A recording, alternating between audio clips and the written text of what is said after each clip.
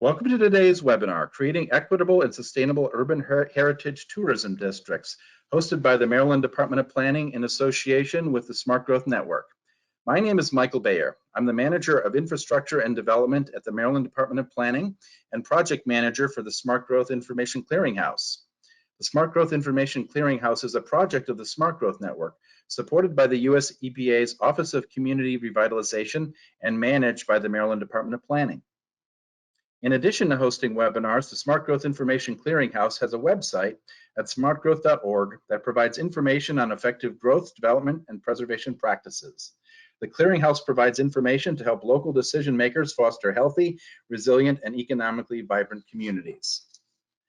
The Clearinghouse is also the virtual home of the Smart Growth Network, a nationally recognized coalition of leadership organizations that have formally endorsed the principles of smart growth.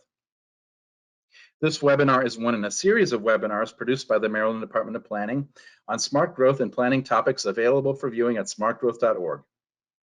You can find out about planning initiatives, planning tools, and educational opportunities in Maryland by visiting the Maryland Department of Planning's website at planning.maryland.gov. We are recording this webinar and we'll be posting it on our website under the Webinar Archives tab. We encourage you to visit the website and to subscribe to our e-newsletter to learn about our upcoming webinars. The views expressed by the speakers in this webinar are those of the speakers and not necessarily of the Maryland Department of Planning or the state of Maryland. Viewers of this live event are eligible to receive 1.5 CM credits from the American Planning Association and 1 Equity CM credit, as well as 1.5 CNUA CEU self-reported credits from the Congress for the New Urbanism.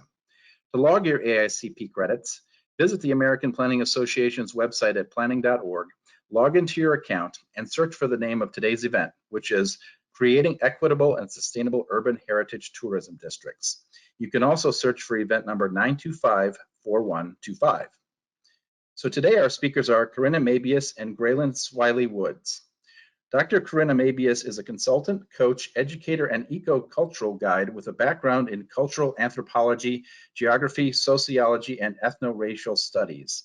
She is also an experienced consultant in urban planning, specializing in equitable development, main streets, creative placemaking, and inclusive public participation.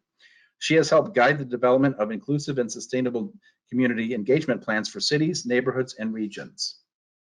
In Miami, she played a leading role in advocating for the equitable development of Little Havana, where she developed and led walking tours, co-authored a history of the neighborhood, co-founded the Little Havana Merchant Alliance, and directed the neighborhood's monthly arts festival. As the director of Imagine Miami, she developed a series of changemaker conferences for neighborhood leaders. She also designed and organized South Florida's first summit on arts, culture, and civic engagement. Corinna holds a PhD in global and sociocultural studies from Florida International University. She received a Master of Arts from California State University at Northridge and a Bachelor of Arts from the University of Massachusetts Amherst. Dr. Graylyn Swilley-Woods serves as the Executive Director of the Overtown Children and Youth Coalitions in Miami and is president of Swilley-Woods and Associates. In both capacities, she provides leadership in organizational development, strategic planning, and project implementation. She has served as the Associate Vice President of the Greater Miami Convention and Visitors Bureau, Multicultural Tourism Department, Business and Education Division, and has spent more than a decade promoting the development of and advancement of multicultural tourism in Greater Miami. Graylyn earned a PhD from Antioch University, where her dissertation focused on heritage community tourism sustainability in urban communities. She also received a Master of Arts from Ohio State University, a Master of Arts in Leadership and Social Change from Antioch, and a Bachelor of Arts from the University of Pittsburgh. Following their presentation, Corinna and Graylyn will answer as many questions as time permits, and as always, you can submit a question anytime by using the questions tool located on the control panel on the right side of your screen. And as usual, we're going to launch here by starting with a couple polls. And you'll see the first one on your screen. If you're having trouble responding to it, you may need to exit from full screen mode. And this first question is just where you live and work. And you can see the options there. I know we do have some folks outside the US today, so we're glad to have you, and as well as the folks who are with us today and those who've been here in the past. So thanks for being with us again today, here in August, mid-August. I know a lot of folks are traveling at this point, so talking about tourism is a useful topic. We'll leave this open for a couple more seconds for you to respond, and thanks to everybody who is. And we'll share, and is interesting kind of geographic distribution of the audience today. So 28% of the audience is from the Mid-Atlantic and Northeast, 26% is from the South, and actually 18% is outside the US, including Canada and Mexico, 15% in the West, and 14% in the Midwest. And then our next question is, just to give you another introductory question for the panelists. What is your current level of engagement with a heritage tourism district? And you can select one of these. Currently manage a heritage district, engaged with heritage district but not as manager. In the process of planning a heritage district, manage multiple heritage districts, or not involved with a heritage district at this point. So if you can respond with that, just to give our panelists and audience a sense of who's here today and maybe your relationship to this. So a little bit of a specialty topic for us, but we're happy to host Corinna and Graylyn on it. And we'll give you a couple more seconds. We're seeing them coming in, and we'll share that. I don't think the responses will be too surprising, but it's always good to see this information on the screen as we launch in. So here today, 77% of our audience reports as not being involved. 12% are engaged with the heritage district, but not as manager. 8% are in the process of it. 2% currently manage a district, and only 1% manage multiple districts. So with that, I am going to turn it over to Corinna to get started. Welcome, Corinna. So greetings, everyone. I'm really glad to have the opportunity to share lessons learned from my study of and experiences in Miami's Little Havana neighborhood, where I lived for nearly 15 years, and relate it into lessons learned that I can share with you about heritage districts more broadly. Just a little bit more about my bio. I wrote my PhD dissertation about the development of Little Havana's heritage district and the ethno-racial politics behind its development, and the walking tours and field trips that I led of Little Havana included the district and also the broader neighborhood. And through my involvement in Little Havana, I became known as a civic leader, specifically for my work to build equity and inclusion. I also am working on a much longer book about the heritage district specifically, based on my dissertation research. I first met Dr. Swilley-Woods more than a decade ago when I served as a success coach for the Black Hospitality Initiative she directed, and we actually interviewed each other for our respective dissertations. So I'm really, again, I'm excited that what we share today will be useful in case you are planning a heritage district and to build greater equity and sustainability within the district.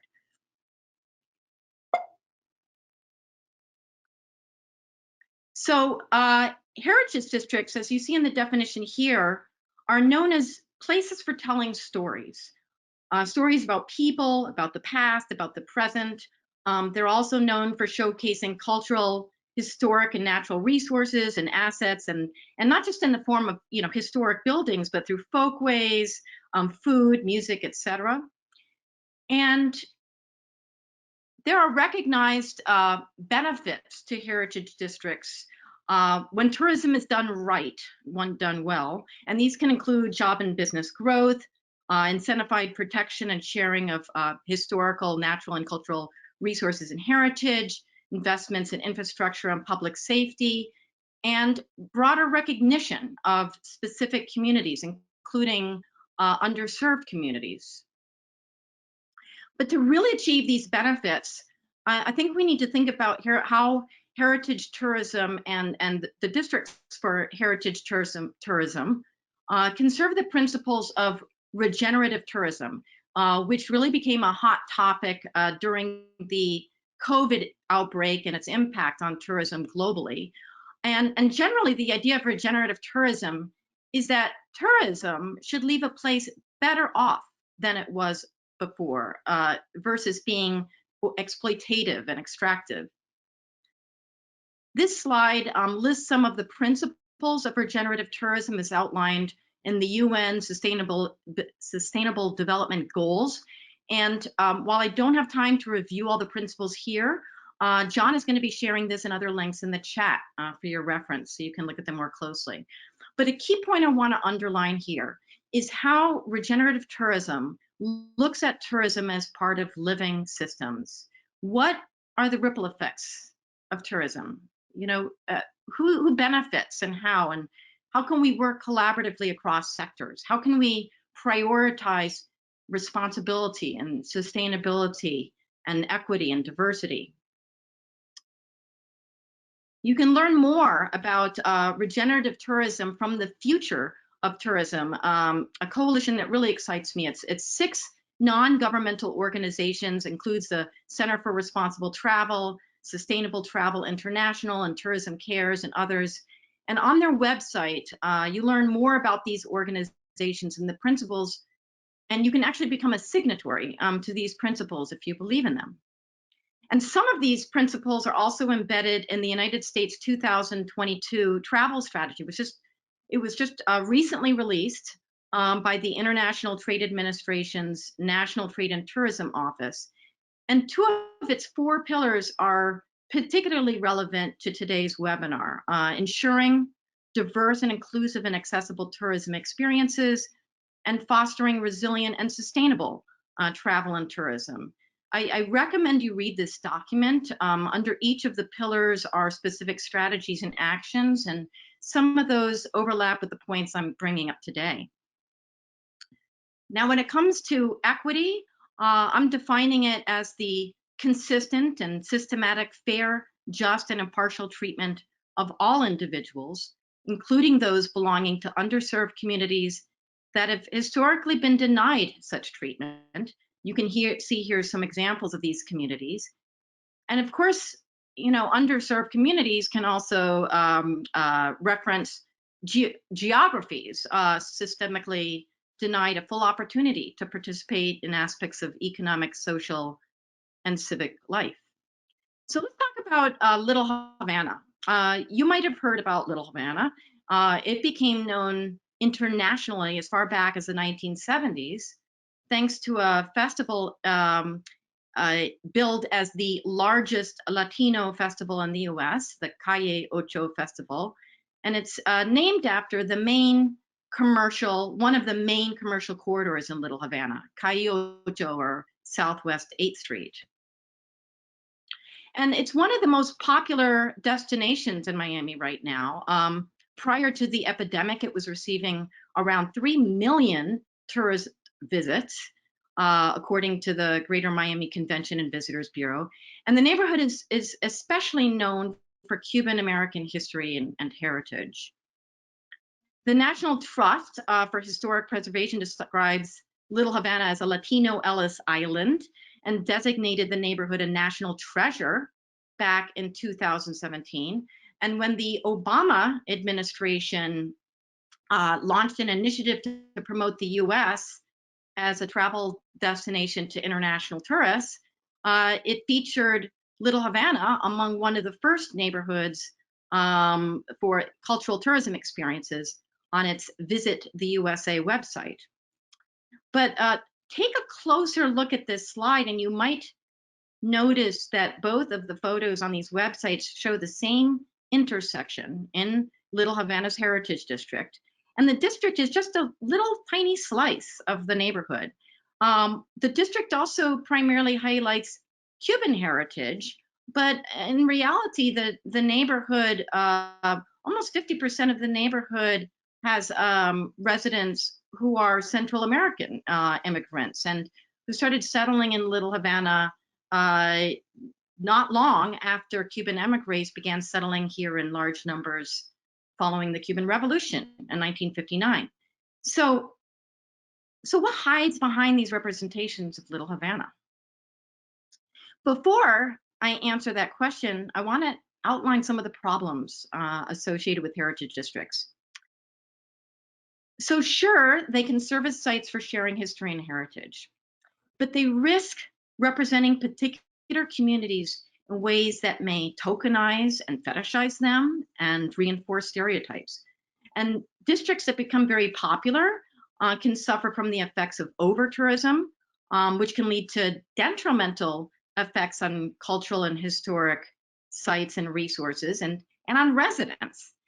And consider the pollution from motor coaches, the plastic waste produced by popular culinary tours, the COVID risks for workers and residents, the lowered availability and affordability of housing for residents, which has become a big problem in Little Havana, and lowered community resilience to the impacts of COVID and climate-related crises when you have too much overdependence on revenues from tourism.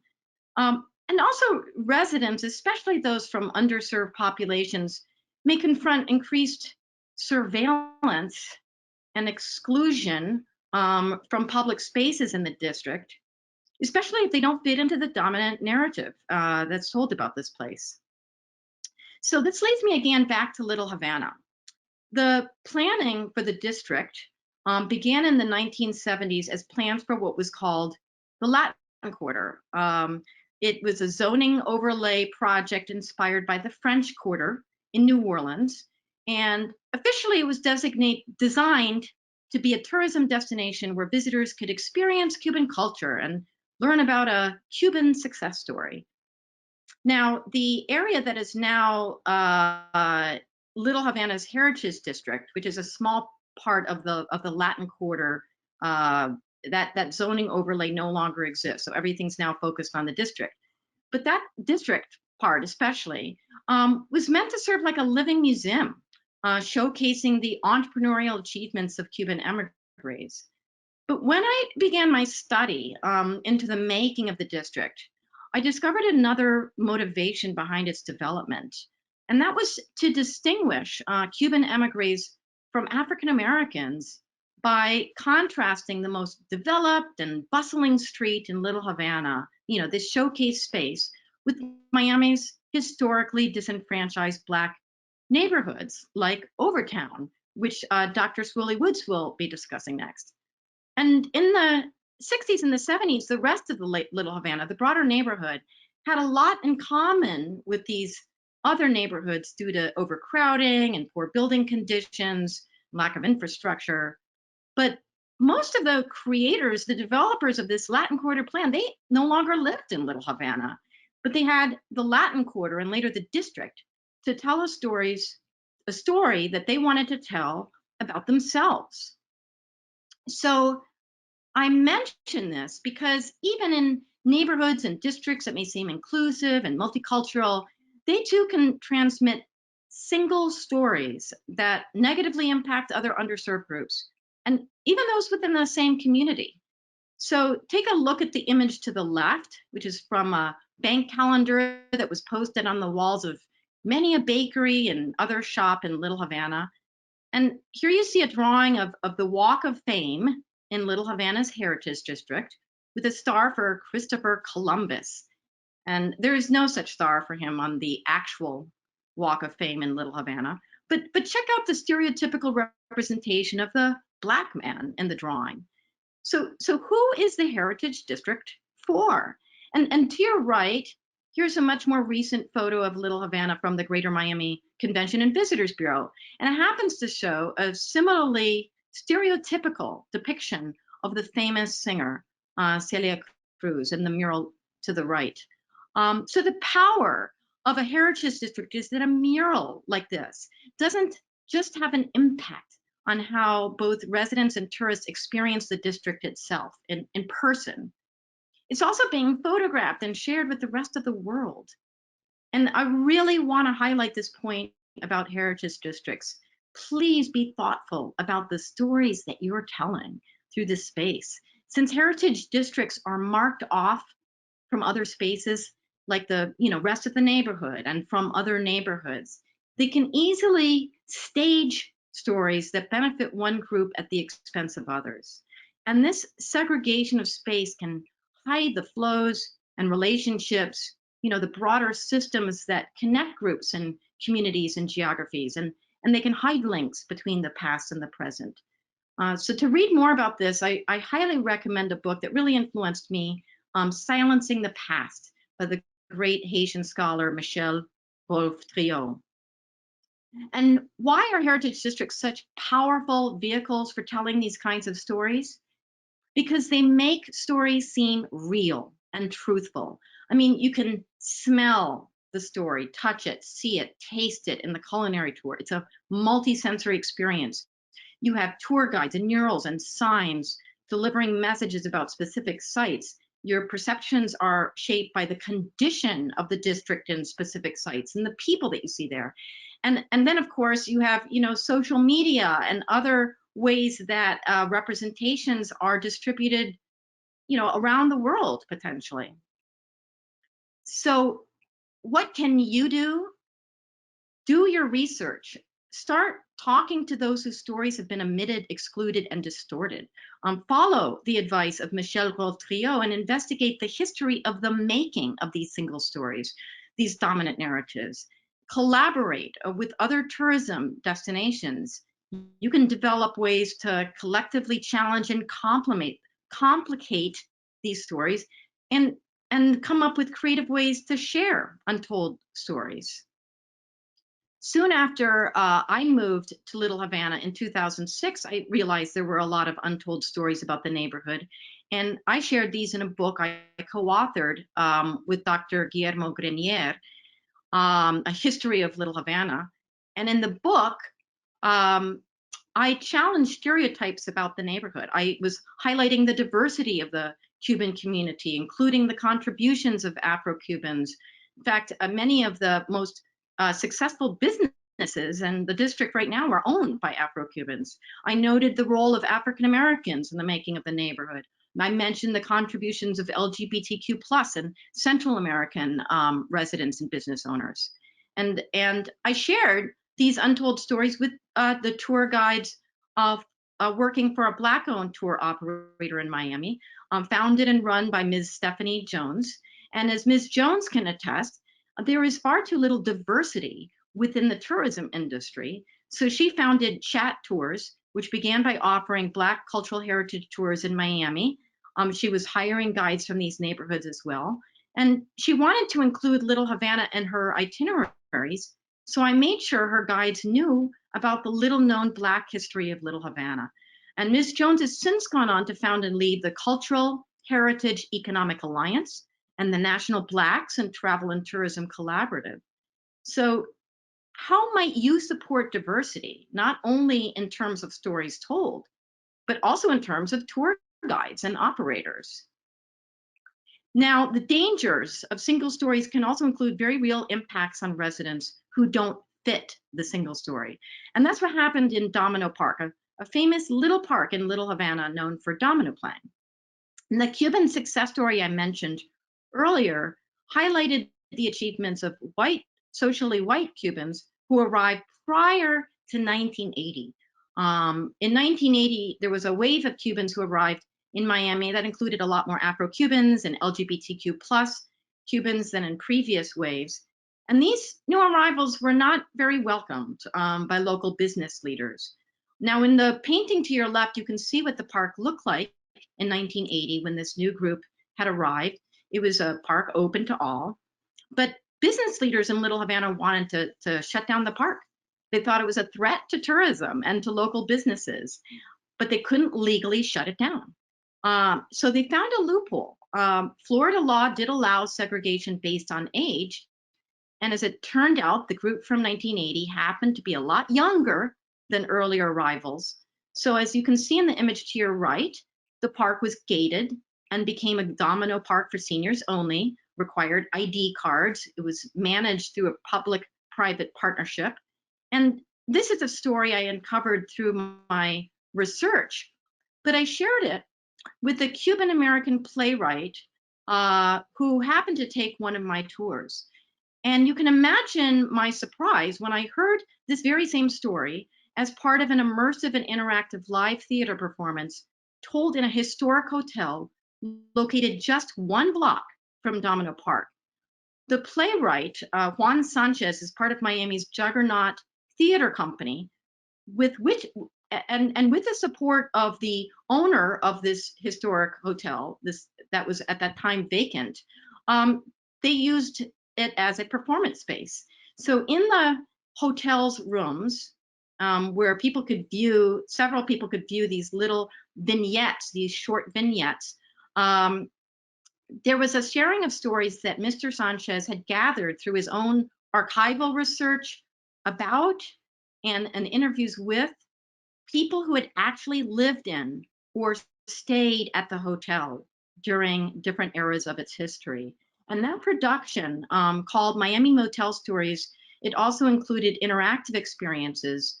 So, for example, we could sit at a domino table while an actor told us the story of Domino Park, the same story that I had discovered and shared with Mr. Sanchez.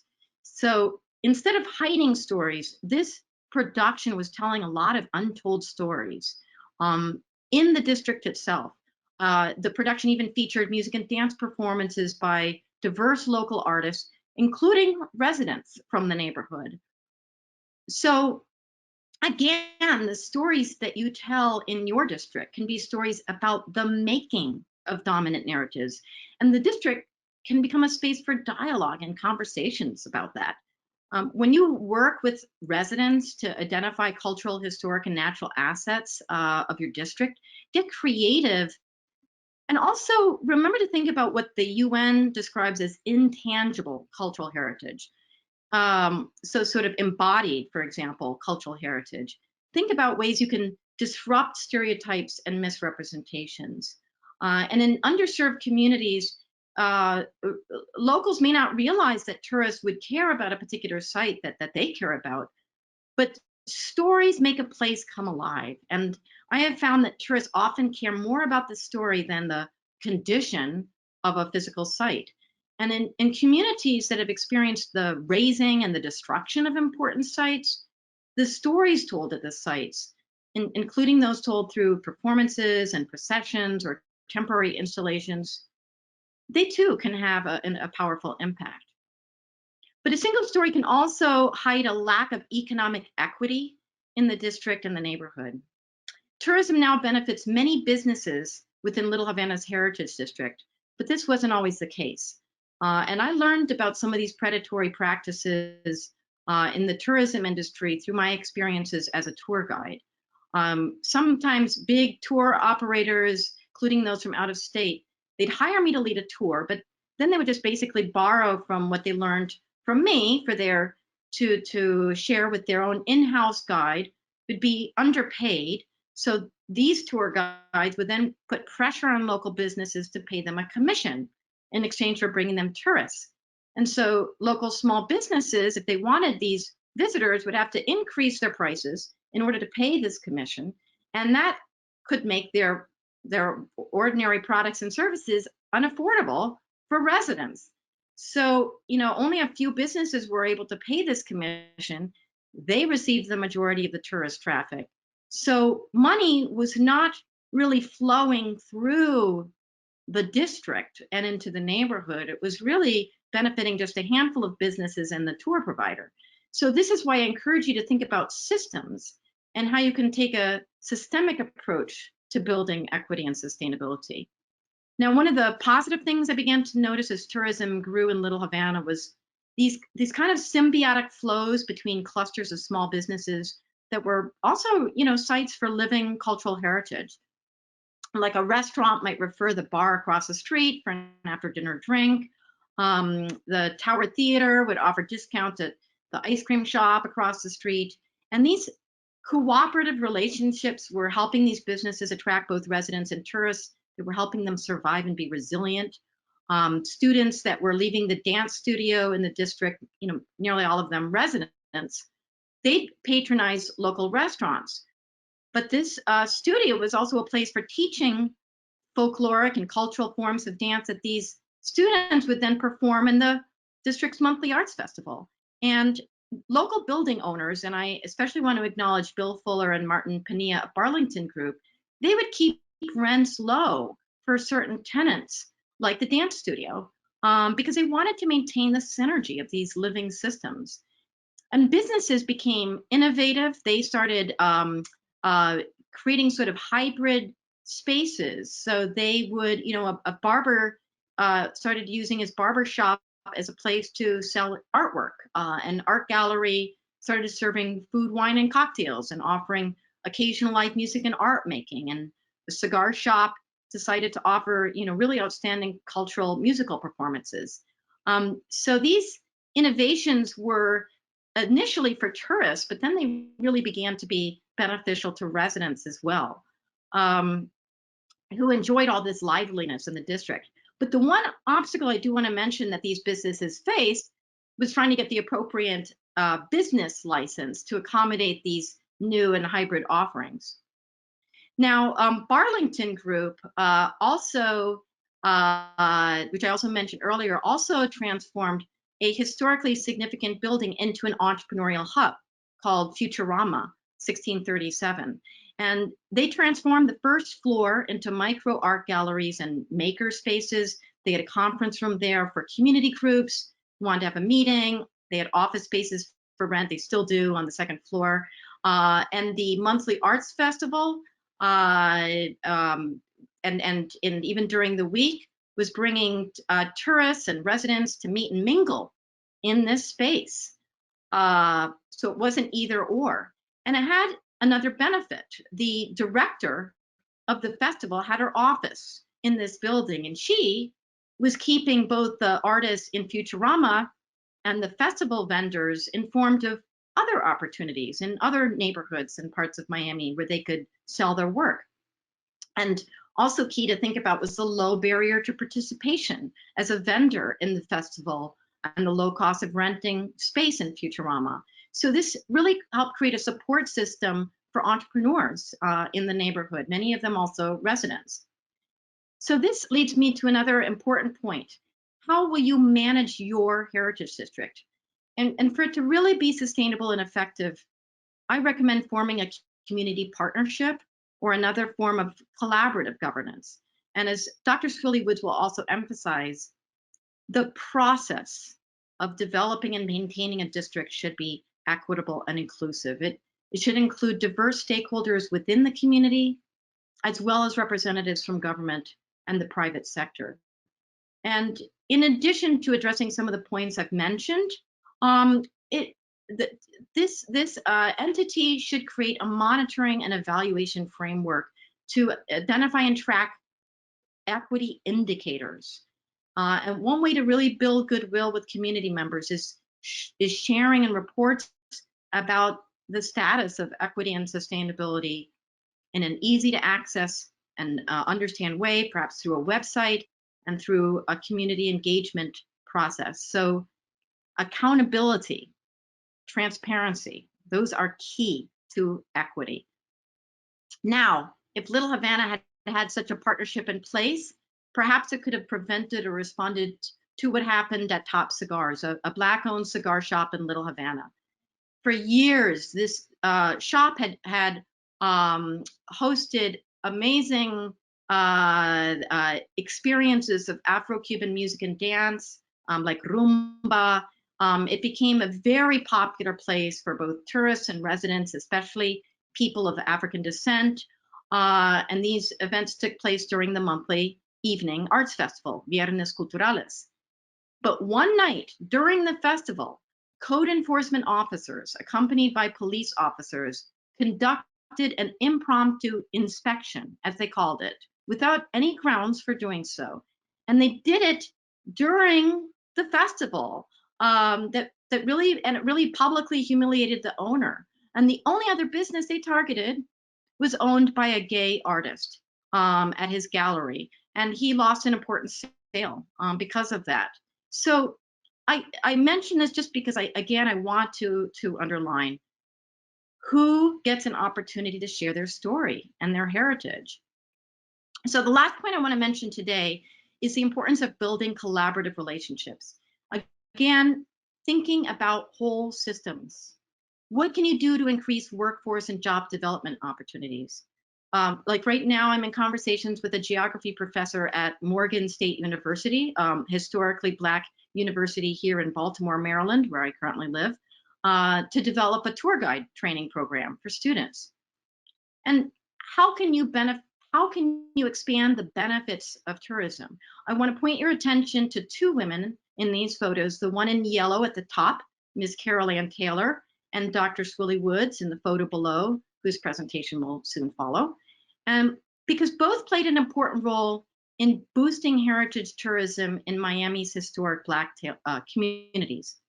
And Taylor, who has served on the board of the Little Havana Cultural Festival, Viernes Culturales, for years, and founded the first souvenir shop in Little Havana selling cultural items made locally. She leveraged the interest and the investment in Little Havana to support tourism in other neighborhoods. So ironically, Little Havana's Heritage District might have originally been planned to separate the neighborhood from the Black neighborhoods on the other side of the Miami River. But these two women helped found the Multicultural Heritage Tourism Division of the Greater Miami Convention and Visitors Bureau, which has been linking these neighborhoods together by calling them heritage neighborhoods and including them collectively in visitor guides, city tours, websites, etc. So what is divided can be brought together and made whole. So there is still much work to be done in Little Havana to make it more equitable and sustainable, but the Heritage District is still a space where people can come together to share stories, to make new friendships, to experience the richness and of diverse and historic and cultural sites and traditions, to learn about others and themselves. Thank you. What you see before you, and I hope you see the screen, this is some example of heritage tourism activity in Miami. I thought I'd start the screen off with, Corinna just showed you Calle Ocho. The bus that you see is Little Haiti, the Little Haiti bookstore. We also have Miami Beach. And I put Miami Beach there purposely so that we could see the contrast between neighborhoods and the popular South Beach community. What I wanted to then move on into the discussion about what heritage tourism really is. And I think that Corinna did such a good job in terms of really laying it in the hands of the community and the people that the heritage landscape represent. It represents the narrative, the physical environment, tangible and intangible attributes of that community. And so when you're looking at heritage neighborhoods, sometimes we miss the real essence of what it really is. And we're going to talk about, for me, it's footprints in the sand. And they're laid there for us to be able to share that with the generations that's going to be coming behind us. It also signifies society's distance past. And even though we talk about those things, and as you heard from Corinna, the overlay of racial barriers and economic limitations and scarcity of resources, within all of that, though, we still find what we call communities that can become destinations. Particularly in the face that 40% of all international travelers are interested in tourism. The other real impact that I think comes from tourism is this economic impact. We're going to talk about that a little later, but just in Miami alone, we entertain more than 16 million visitors annually and gross a $16 billion industry, in which tourism and heritage tourism is right in the midst of that. So the National Trust for Historic Preservation defines it as cultural tourism as a cross-cultural framework where people travel to experience the authenticity of people and their culture. The travelers then are able to connect and view local history make that a part of their global experience about a community's past and present. So it really is about the people. It emerges from the community, the people that lives in there, and to look at skills and resources and the capacity of the people to create businesses with those assets. Now, that's easier said than done because the system itself is complex. And if you look at underserved communities, most of them operate with scarcity. And I'm going to talk about the factors that really impact those communities are perceptions and lack of resources available. So heritage tourism in itself is meant to serve the community. That's sort of broad base. We want to look at utilizing their resources. We talked about the restaurants, and then there are also areas in tourism that you miss. The corner store, the narratives that's been told about an event that happened that made that place a special place. The other thing that makes heritage tourism a complex process is the funding and the politics. Corinna mentioned some of those things that when one decides to pick one neighborhood over the other, and in a community like ours that's really waterfront driven, it's sometimes difficult to look at other communities as viable communities in which to engage. But how those forces blend and come together, the actions community leaders take, and other variables play a significant role in how communities become a heritage destination. Perception, is it capable, capacity, are restaurants really knowledgeable about the field that they're about to try to engage? I put a couple of definitions on to look at the various typologies or the categories that we put tourism and heritage tourism in. I didn't really know about community tourism, didn't know it existed until I started to do the research. But there's something called community tourism that favors local services and providers. Of course, we know about ecotourism because, you know, the environment is becoming such an important topic these days, and people are venturing beyond their own communities. Ecotourism, similar to heritage tourism, includes elements of culture and history and place and the natural environment. You know, adventure tourism, these are areas that I want to sort of bring into the fold that can be collaborated and integrated and brought on the same level that heritage tourism is playing out in terms of culture. You know, we had some questions in the pre-assessment about rural tourism. And of course, that is becoming another sector that people are paying attention to, as countrysides and other rural areas are also able to benefit from their particular landscape. You know, some of the coal mines and those rural areas that have been no longer maybe incentivized become ways to become destinations just with those particular themes. Onto tobacco, there's a tobacco tourism landscape here in South Carolina that I became aware of. All of the themes are around the tobacco, and when African Americans really worked in the fields there.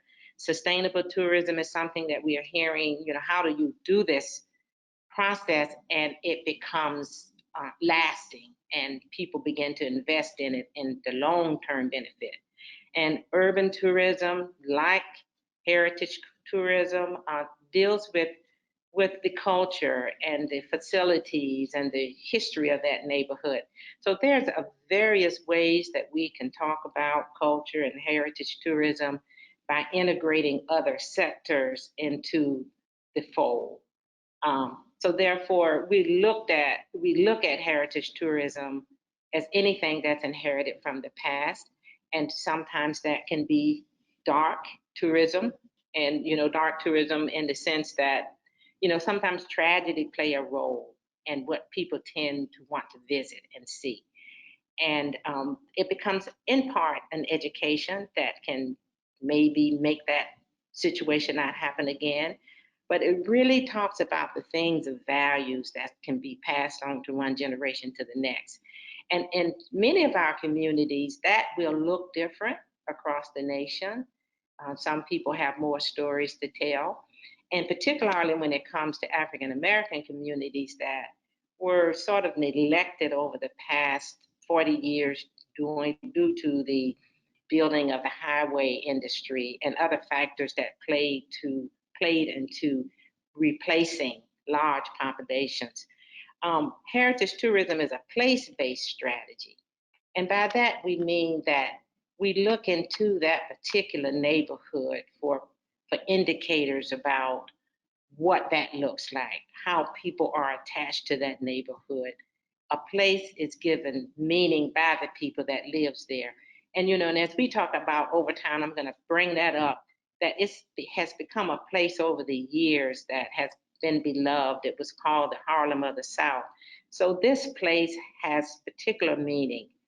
And what is known about the place emerges from the knowledge and the culture of the people. And there's a lot that we began to learn, both Corinna and ourselves, were one-on-one interviews with people who have been living in neighborhoods all of their lives and can have that story about what culture and identity means. So when you're talking about heritage and cultural tourism, we want to make sure that you're looking at the particular geography of that place, the social systems, and what that consists of. And Miami offers a real particular way to employ place-based strategies because of the diversity of the cultures that live with us. This is just a sort of general sustainable heritage, and you could look at heritage tourism, and as you think as planners, where are the connectors that you can look in your neighborhoods and say, well, maybe we can focus more on ecotourism. For example, in many of our neighborhoods here, we have large park systems and ecosystems right in urban space. Now, how can the parks then begin to play a particular role? So there's ways that you can think about heritage tourism, and I think particularly in communities that are under-resourced, the imagination is one of the biggest keys to trying to move the agenda forward. We've also learned some of the factors that's going to impact. This is a process that you start. It may take 3 to 4 years to actually move the needle in the direction that can make some impact.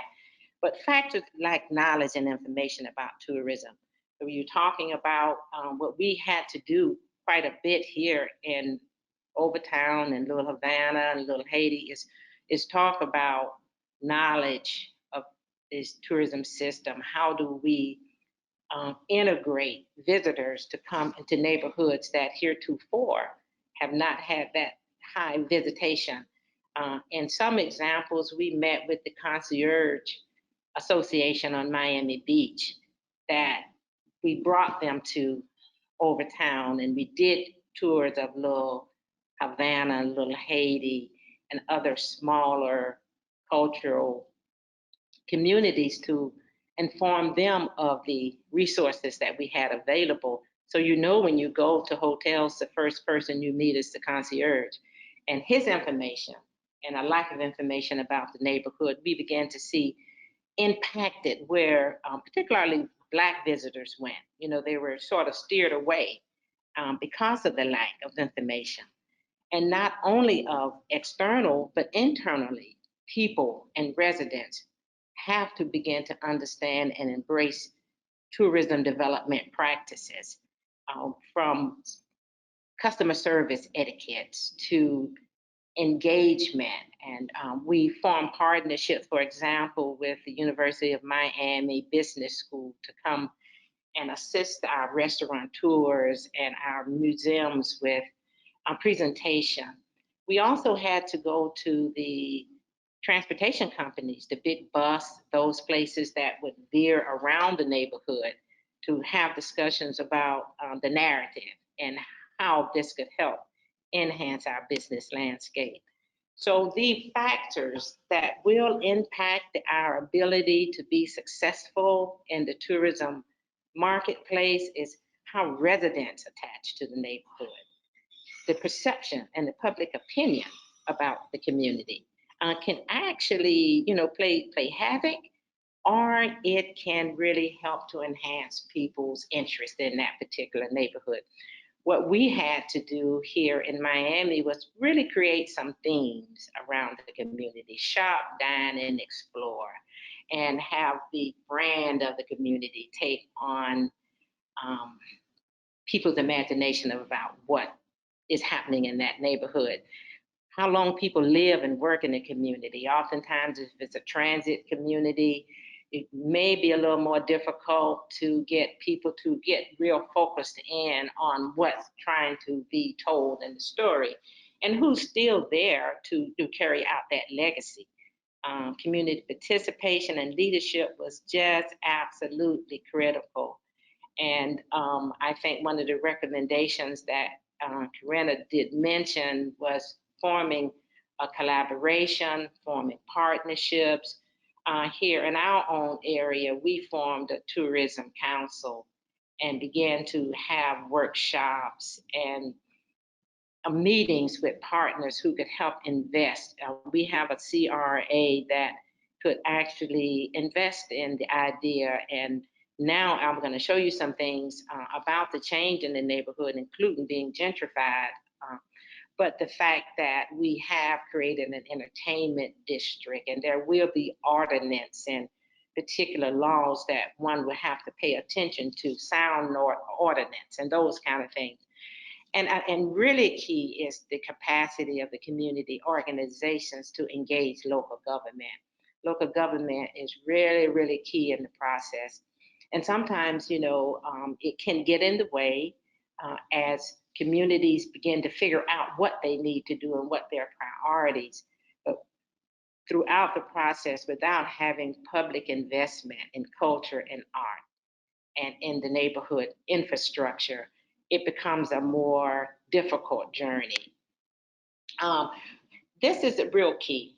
I thought was real key to our success was heritage asset mapping, that we really had to take some time and figure out what are those relics and where are those real key things that have been neglected that we can unearth. So we found hotels that were in disarray. I'll talk about one of the hotels that's really in the heart of Overtown that we unearth and encourage local investors and the CRA to invest in us building out that hotel. And it has now become a sort of an engine for other businesses around when you can get people to come and sleep in the neighborhood that has historically sort of been denied that process. We looked at the talents. We looked at the history of the heroes, the folklores, the facility, the historic landmarks. All of those became a part of our asset mapping.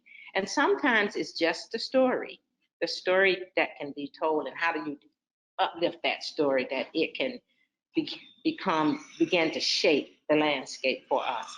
So there are definitely ways that you can get after what are the assets. It becomes the history, it becomes the culture, it becomes the artifacts, where the photographs, its geographic location.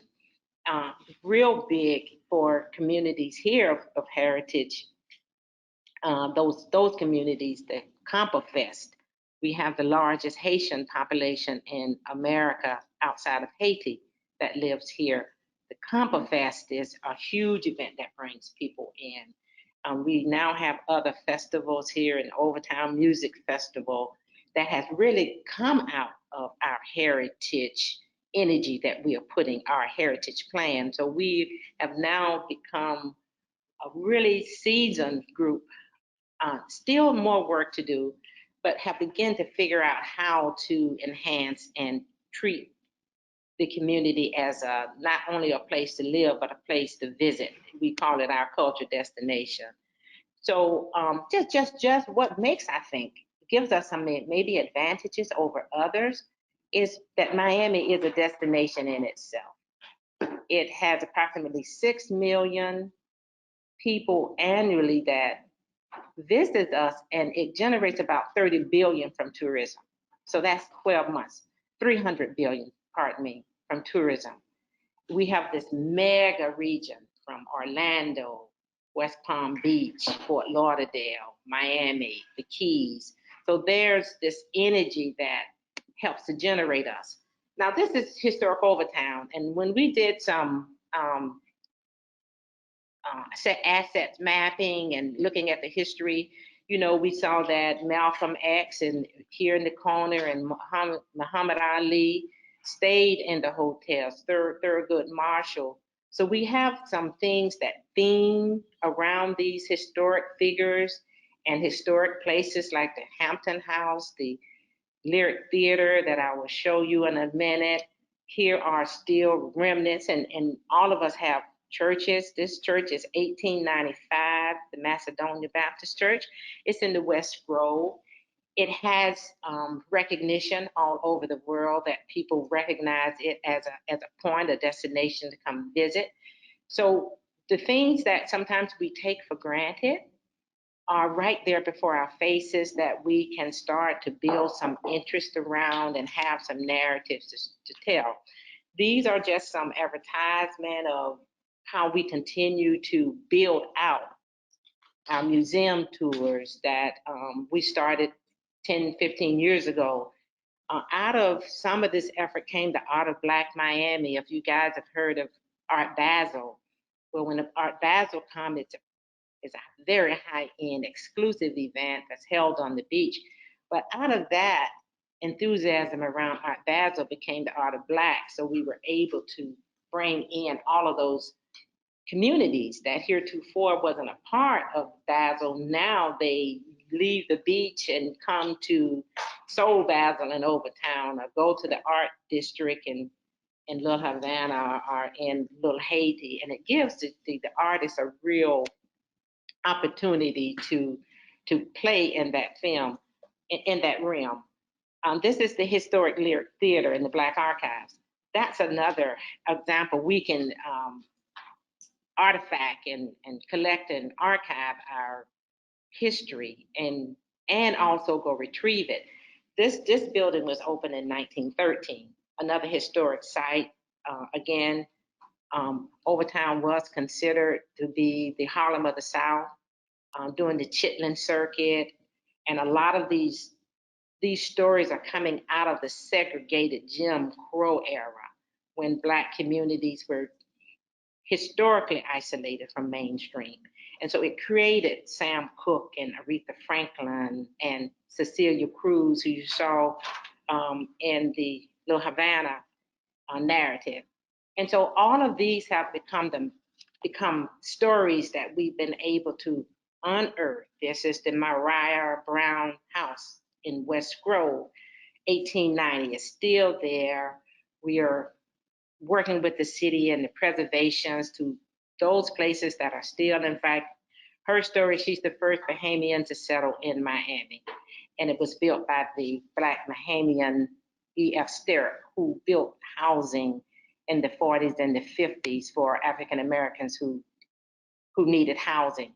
Now, how do we deal with some of the positive and the not so good, and take heritage and culture tourism in a place where it could become better and more inclusive?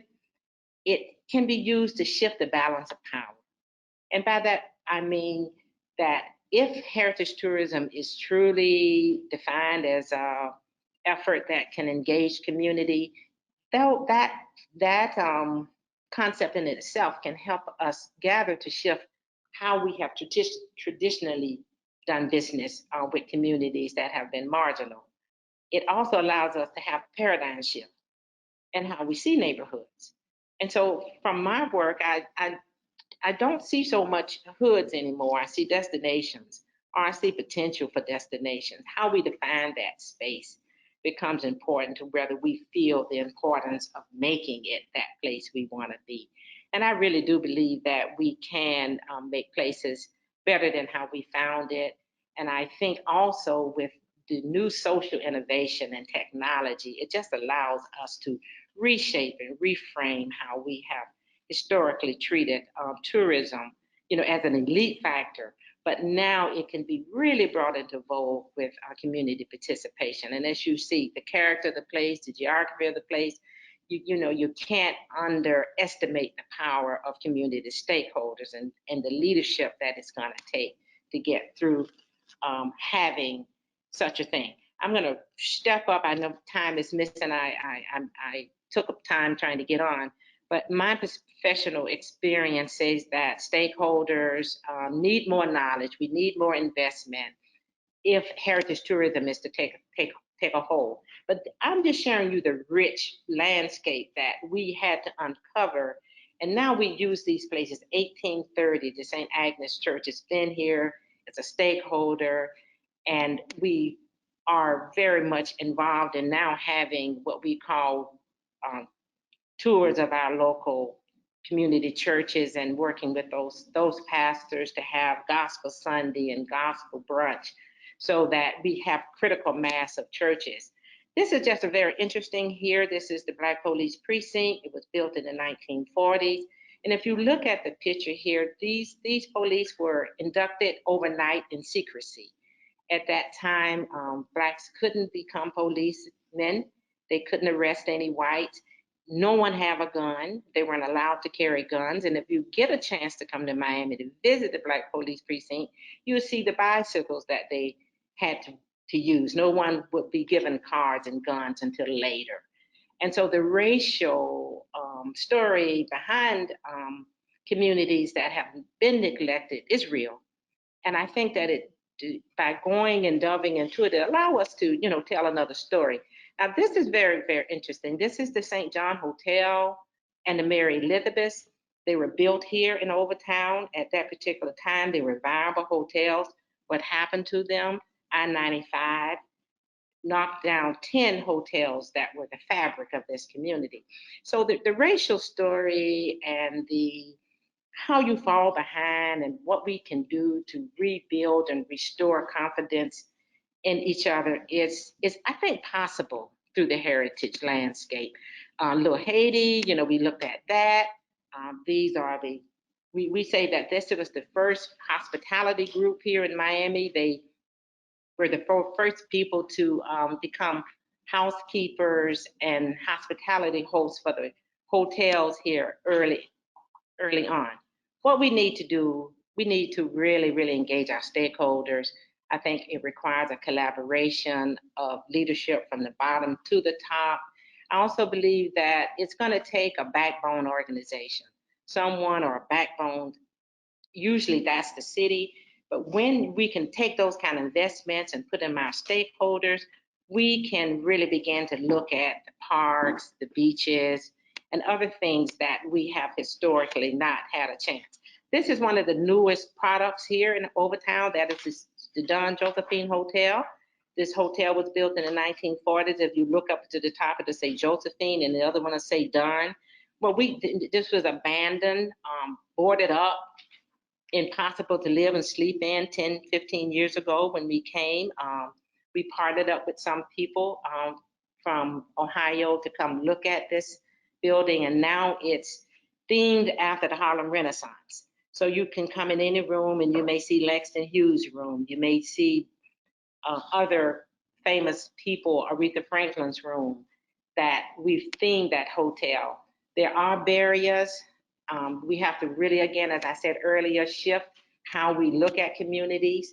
I do think that some quick little steps, what it takes to start this process, we absolutely have to review the literature and look at working models. Look at what's going on around. Conduct a heritage asset in your neighborhood. Discover what exists. Interview with people. Meet with stakeholders. Form association.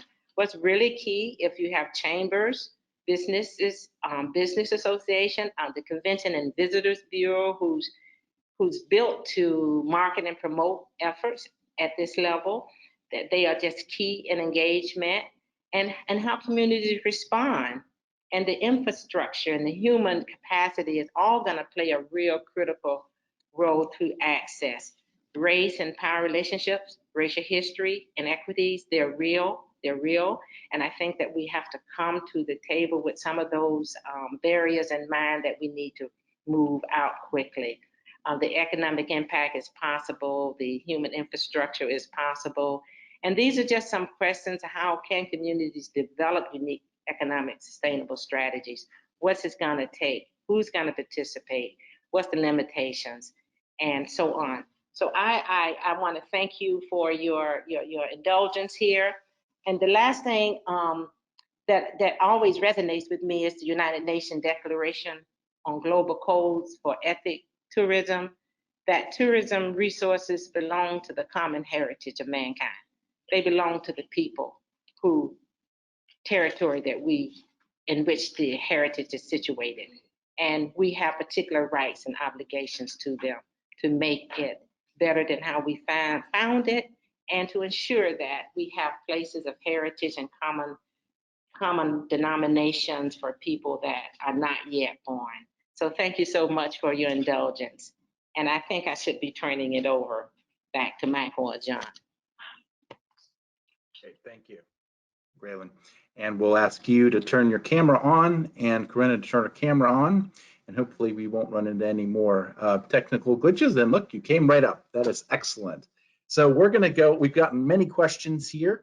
So we're going to go probably at least 15, 20 minutes, maybe go over a couple just to ask these questions. And again, thanks to everybody who has submitted them. I know we recently added the feature where you could ask some questions ahead of time, and we shared them with the panelists so they could see them as they were finalizing their presentation.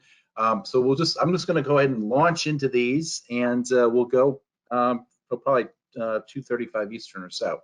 And the first one here is, I guess, gets to what you were talking about, Corinna, about the stories. And that is, are there any specific engagement or public dialogue practices that you find to be most successful when trying to bring in the untold stories or undertold stories into a single story dominant narrative?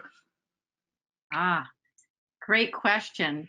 Well, I think that I actually, I guess I'm biased as a cultural anthropologist, but I'm a big believer in ethnography. And ethnography involves not just sort of coming in and out and doing an interview, for example, but really spending time in a neighborhood, getting to know it. And of course, if you already live within the neighborhood and you're doing this kind of research, it helps. But I do know that, for example, the city of West Palm Beach in Florida hired a cultural anthropologist, an African-American cultural anthropologist, to do ethnography in their communities and to build on this for various projects, not just, for the potential use in, heritage tourism, but to look at how equity was playing out sort of on the ground. So I think that there has to be a safe space for sharing stories, and people are not, if you just do some sort of a public meeting, people are not going to necessarily feel comfortable sharing stories. So I think that if you want to bring those out from a neighborhood, having somebody who's trusted already within the neighborhood, gathering those stories, and also thinking of something that's more intensive like ethnography. I think that's one thing that you can do. And there's a lot more I could say, but I don't want to take away from our limited time for Q&A. I hope that offered some insights. Thanks, Corinna. Graylyn, did you want to answer or add any to that? No, I think that was pretty good. Okay, then we'll just move on to the next question here. And that is, do you think that heritage tourism is an increasingly important sector that communities should be developing? Why or why not? Well, I'll take a stab at that. I think it's critically important. It creates this sense of pride and engagement. People want to feel better and feel good about where they live, whether it's under-resourced or whether it's doing okay for itself. So it plays a role to give communities a sense of place and a sense of connectivity to the places that they've lived. Doing our interviews, like in the Coconut Grove, where they still have the Bahamian families who've been there 100 years. It's just a wonderful engagement. And then what comes out of that are festivals and events that can become monetized and help the community become a part of the tourism landscape. So yes, I think it's critically important. I agree with everything that Graylyn said. Okay, we'll just keep moving on then. Next question here is from Cynthia Pruitt, who's from Seattle. And she thanks you both and has a question, which is, what tools have you found helpful in meaningfully engaging marginal populations and small business owners who are typically busy during the work week? Well, I have, when I was the co-founder and vice chair of the Little Havana Merchant Alliance, yeah, we would have different times for different kinds of workshops. For example, we would offer capacity building workshops to help local businesses in the district and in Little Havana as a whole. But we really did have to be sensitive to time, but also finding spaces again that are accessible. So one of the things that's interesting is how I lost track of so many different entities that would say that they wanted to do something for Little Havana, but then they would only go to the district. And so many other businesses are outside the district. I mean, they were going back to the place that was already had a lot of economic vitality going on and ignoring other potential hubs for heritage tourism also within Little Havana. So go to where the business owners are at as much as possible, not expecting them to come to you. But the other thing I found very useful is talking to banks. Talk to bankers who work with small businesses. They know so much about small businesses. They have intensive relationships with those businesses. They can help with information about loans and credit and things like that that can be important to building those businesses. But they played an important role. And that also relates to the Community Reinvestment Act within the United States. So, there is an effort to try and be more thoughtful and inclusive of small business owners, especially in these underserved communities. Yeah, and I'll just chime in real quickly. I think the key, really, the tool is leadership. Leadership is just critical. Even as you find your resources, it's important to be able to have more than one playing a role in how the heritage platform is going to roll out and how that thinking is coming that's inclusive of those stakeholders. And who those stakeholders are who comes up most of all, who's lived there the longest, who's the barrier of the culture. So, in Overtown, we still have so many elders that still live here that you can go and touch their hem and find stories. And we just can't minimize partnerships, and to be able to engage the culture arts department, the convention and bureaus, organizations are designed to assist with this kind of effort. So, and the leadership is really coming from the persons who are most interested in getting this done. I'd also like to add something. One thing that I noticed in Little Havana was that a lot of small businesses assumed sometimes, especially if they were new businesses, that the way you do tourism is just by doing souvenirs.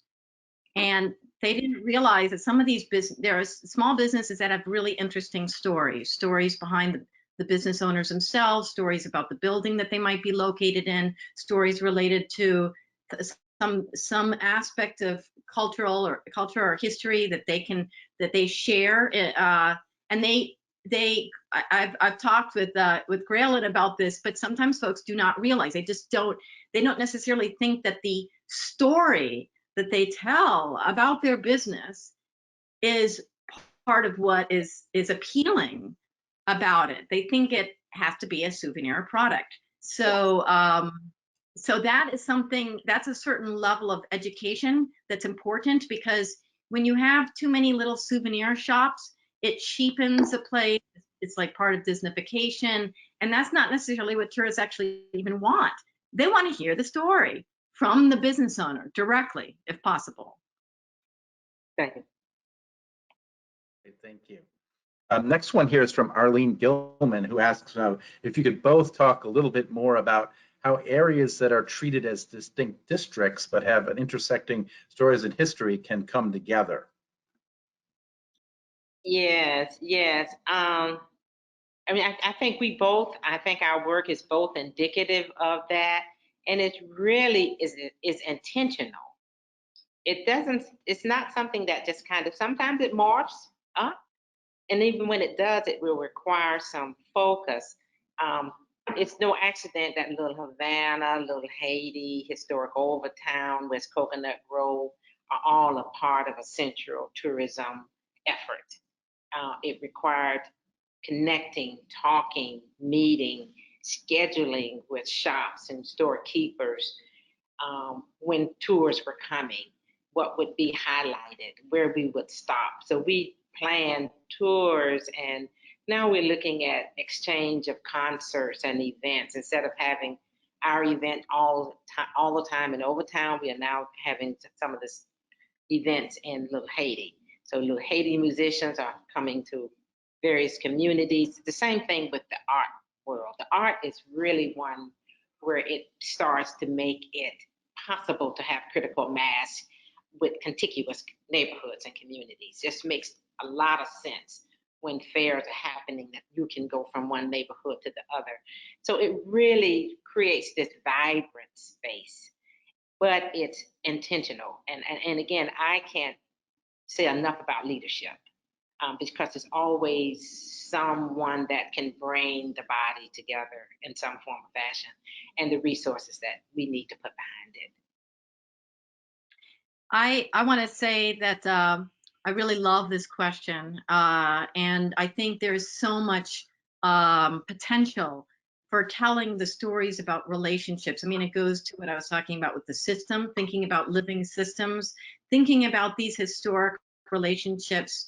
I would tell some of these stories on my walking tours, but I think of, the possibilities for walking tours along the historic, for example, racial barriers in neighborhoods, along the lines of redlining. How can you build an exchange or show or talk about the flows of people from one place to another, historically, like the Chitlin Circuit, which Graylyn mentioned, which was, the spaces that African-American musicians would go to where they were allowed to play and perform their music.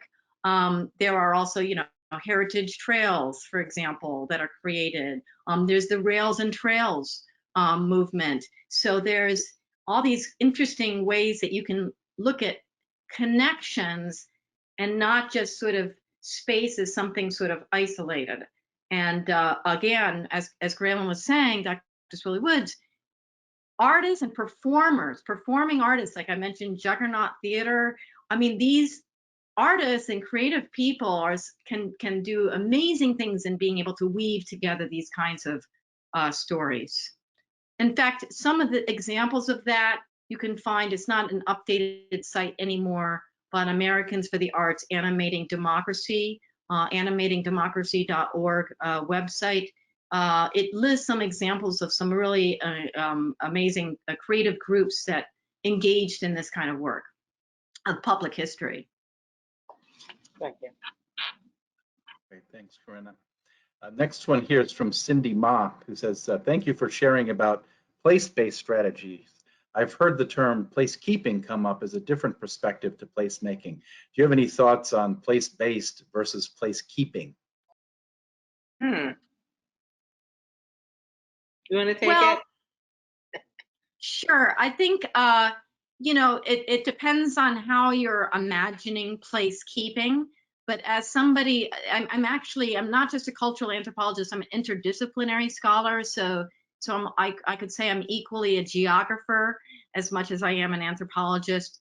And as a geographer, I don't look at a place as as a distinct thing. I mean, feminist geographers look at places as flows. And if you look at a place as a flow, how do you keep a place necessarily, so it's not a static thing. But keeping the idea of stewardship, however, the idea of stewardship of, cultural traditions and telling the stories about the history and the remembrance and the taking care of a place, the ecosystems, the people who are living there and moving in and out of the neighborhood. I think in that sensibility, I can understand this idea of place keeping, but I'm wary of the separations. I'm always going to be wary about that.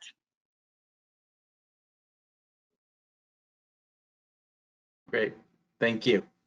I guess we got a couple questions about over tourism and managing it, and wondering if you each have some strategies for how to do that.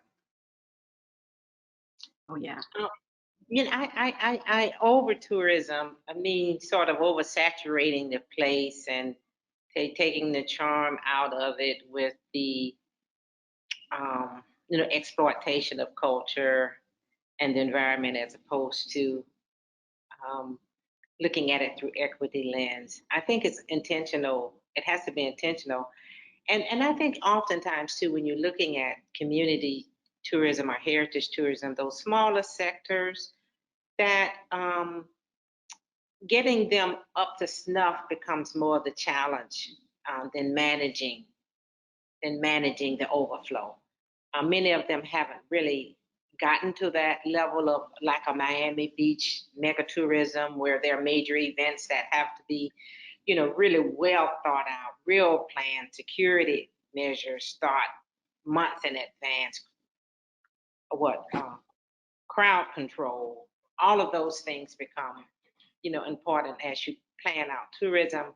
I think heritage tourism, depending upon, where the neighborhood is, there's usually not an oversaturation, at least in the beginning. I know we talked about Little Havana having at one point pre-COVID 3,000 visitors maybe a month. 3 million. 3 million a month, So it do require that management, and I do think you have to, on the ground, be aware of commodification when, products are not, as Corinna said, the tour guide becomes more used for the information than the economic that we thought would come about from the tour guide industry. So I think there's all kind of exploited ways and overuse of tourism footprint. But at the community level, I think it's still room to grow and to see how we can get, if we have 5 million visitors that come to Miami each night, and you don't see any of those visitors trickle into those neighborhoods, the management challenge hasn't really become realized yet. I think trying to get people's footprint there, but you do have to, be intentional, I think, about managing the overflow when such things happen. There's been a big problem with over tourism in Little Havana. I will say we had, there was not very much thinking about the impact of these big motor coaches, and we had all these motor coaches, double parking in the streets, and the pollution caused by that, the pedestrian implications, people, not being able to make turns because the buses are there. There has to be a plan. This is where zoning overlays can be, helpful, but also regulations and capacity. And one of the things that I like about regenerative tourism is they say that the success should not be measured on the quantity of tourists, but on the quality of the experience. So each district is going to be different, but think about the capacity. When I was doing tours, and when you're trying to do walking tours, and everybody's coming into the same place at the same time, and the resident can't even enjoy the bakery or the restaurant because it's, overwhelmed with tourists coming at the same time. And I do have to say, pay attention to food tours, because food tours are just like little nibbles, but you know, can you encourage people to sit down and eat a meal long term in that place, versus sometimes having very large numbers of people coming in and sort of overwhelming businesses that may also not have the personnel or people available to deal with that.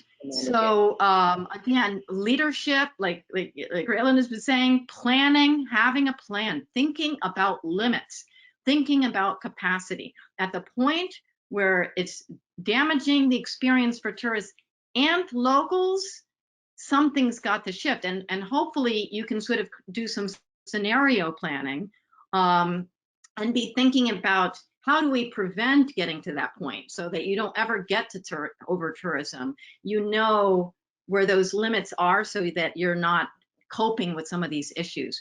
But thinking about, you know, motor coaches, where they're going to park, how, you know, people are walking across the street, speed limits, all that relating to infrastructure, public safety, vitally important to consider. And also plastic waste, which is a huge impact of tourism.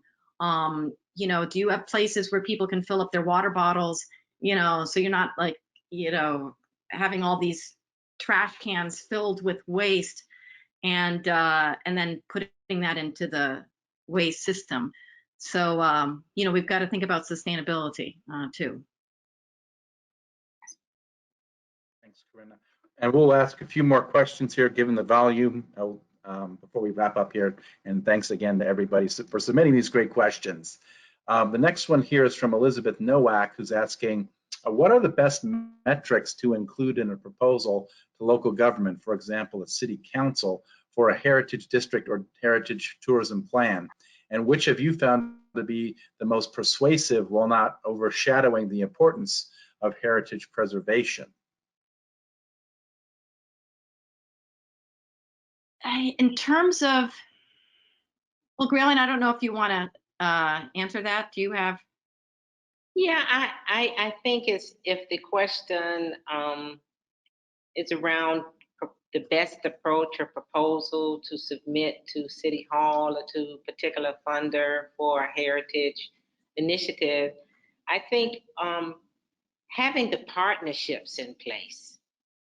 It's not a one person rodeo.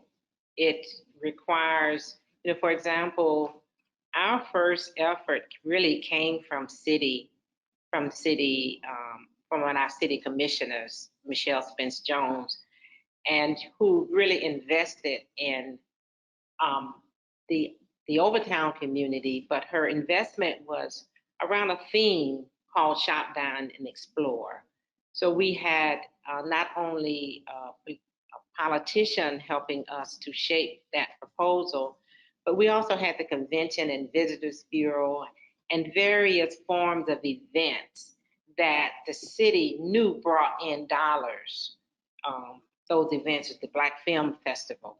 So we were able to have a partnership with several entities that began to look at, we had the history of the neighborhood. We already had partnerships with the tour companies. We had destination sites so it took about 2 years to really pull that together. But I think it's the nature of the partnership, the impact, that the economic impact that it potentially can have. And I think it also is key to align with the city's strategic plan or the city's plan for rejuvenation and urbanization, but to be able to take and tie in those community heritage initiatives with the city, and to have someone to back that and have those relationships in place, because it's truly going to be indicative of what that community is looking like. So if it's 5 restaurants, if it's 2 restaurants, if it's a theater, if it's parks, if it's all of those kind of things that you're saying, this is the economic impact that can bear on this. But as a result of our work here, you know, we traveled to Harlem to look at the landscape in Harlem. We went to Trinidad, we went to the Bahamas to really look at how culture and heritage were being, you know, expressed there. And I think the most telling was for me coming back from Trinidad and Tobago, where there's real meager resources. But the tours and what folk were able to set up festivals when we arrived to capture not just our interest, but our dollars. That's really a part of this thing too. It's, how can it become an economic viable effort too, that small businesses, entrepreneurs, jobs that never were there can be created. So definitely partnerships and really zooming in on the theme of the neighborhood and what's trying to be experienced and shared. I would also add, thinking about heritage tourism in the broader context of equitable development. I really love personally the work of PolicyLink, PolicyLink.org, and their Equity Atlas. And they have really great indicators there. But if you start looking at equity more broadly, and you create a baseline, is this district, how might it be impacting these other broader indicators in the neighborhood? And if it's negatively impacting things, then something needs to be changed. But the other thing that I would look at is not quantity of tourist visits, but how long people are visiting, for example. Because one of the things that's really helped in the Little Havana's Heritage District is when people don't just go in and out. They go in, buy one souvenir, get back on the bus, and then they leave. And then they crowd up the place while they're there, and then it just leaves. It doesn't really have very much of an economic impact, or a social impact, or a dialogue and connection and appreciation. But when people are going there and they're staying at a hotel, like Dr. Swilley-Woods was talking about in the space, they are dining, they are experiencing cultural performances, they are purchasing artwork or cultural things, or attending museums. When they are part of that system, and again, looking at that sort of ecosystem, it means you're staying there longer. So that is one thing that you can be looking at if you do, for example, a survey of tourists. There's many other things I don't have time to mention here, but I just want, again, always be thinking about the systems and the relationships. Okay, thank you. Maybe this last question here, and that's another one from Elizabeth Nowak, who asks, what recommendations do you have for areas that have communities that want to share their stories, but that the community places are very vulnerable to incompatible development and that may not have businesses that are tourist destinations? And how best can their intangible heritage be included in a larger tourism plan? Wow, that's an awesome question. And it speaks to, not just tourism, it really speaks to economic development and places that have been under-resourced. And that's what I hear from that question. And oftentimes when we're looking at those neighborhoods, sometimes they're not as bad off as they appear. We just may have not been able to have the resources and the leadership to be able to, delve deep into it.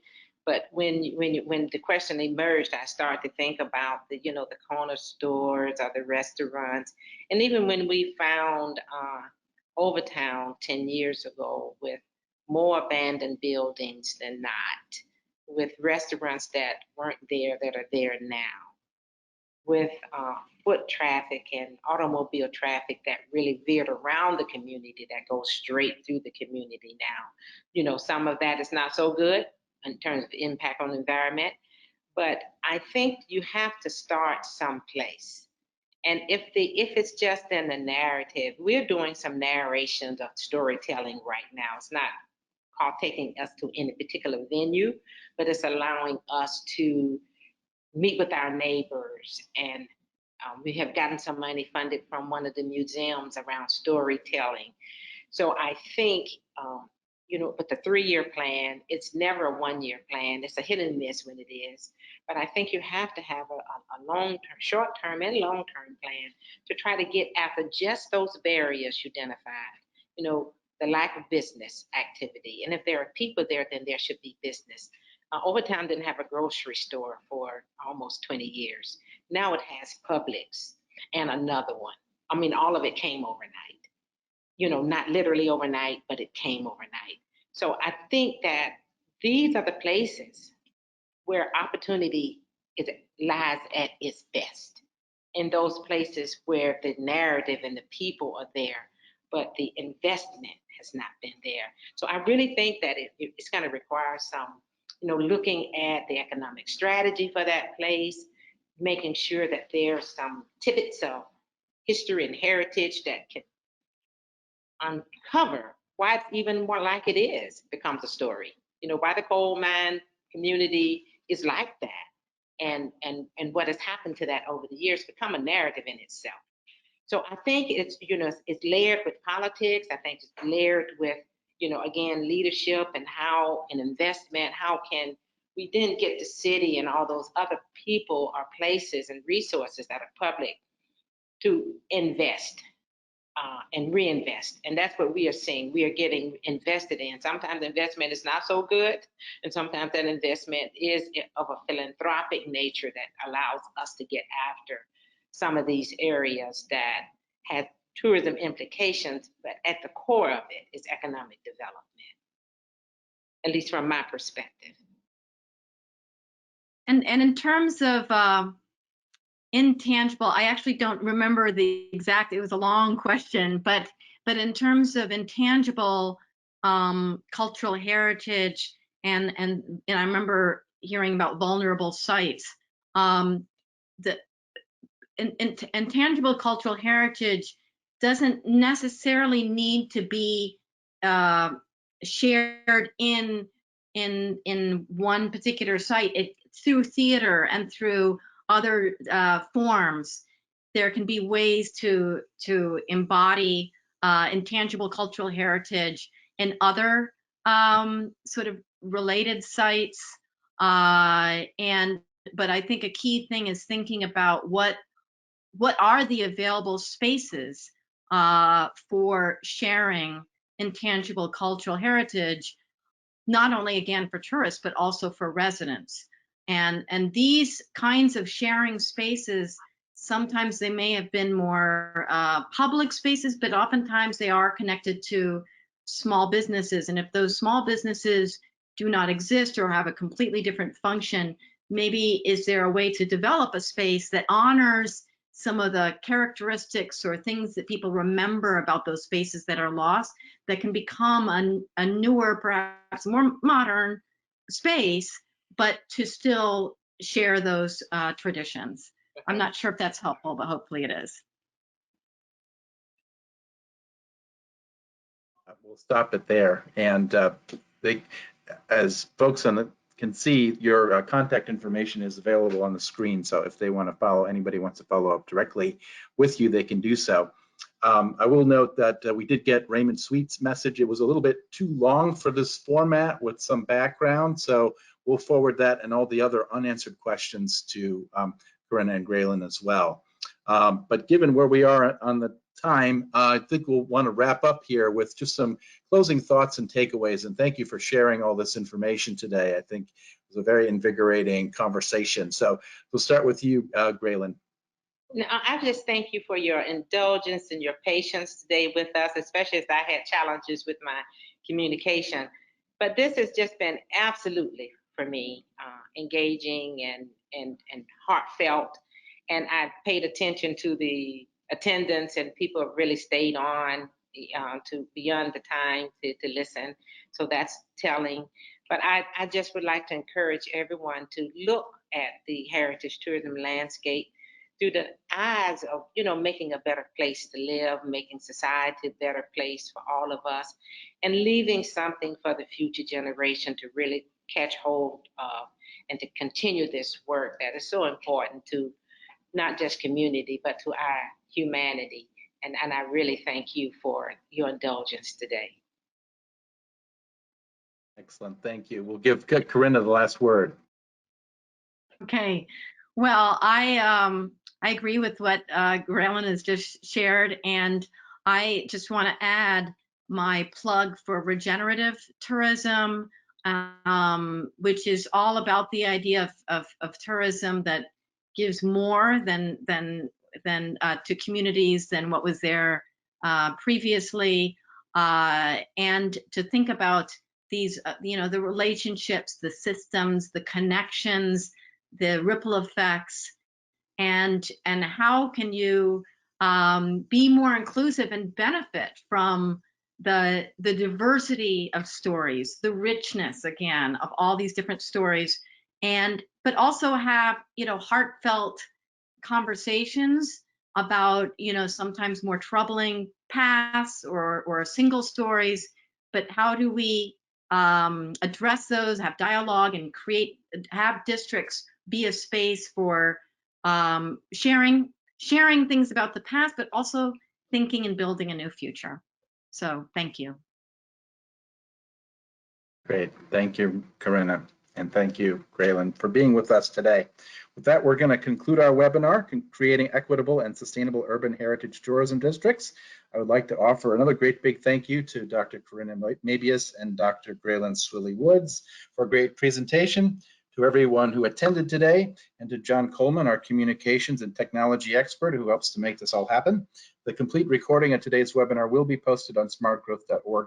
Also, for those of you who have requested one, all attendees will receive an email that will contain a link to a personalized certificate of participation. Please look for this follow-up email if you need the certificate to claim other continuing education credits. When you exit from today's webinar, you'll be asked to participate in a short evaluation. Please take a few moments to provide feedback so that we can continue to improve the webinar experience for you. And finally, keep an eye on smartgrowth.org and your email inbox for details on other future webinars, including one next Tuesday, August 23rd, Managing the Climate Crisis, Designing and Building for Floods, Heat, Drought, and Wildfire. With that, I wish everybody a great day.